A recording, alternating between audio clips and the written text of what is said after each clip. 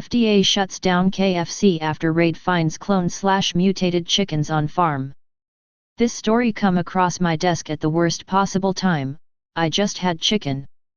KFC's largest chicken supplier in Springdale, Arkansas was reportedly raided by the FDA due to suspicions of mass mutations taking place in their chickens. It has been no secret that KFC plumps up their chickens with the use of steroids and hormones in order to create a bigger yield to supply their restaurants around the world. However, the accusations of mutated chickens have been streaming across the internet for years, commonly referred to as a conspiracy theory. Now, with the FDA raid, those accusations are no longer theories, but proven fact.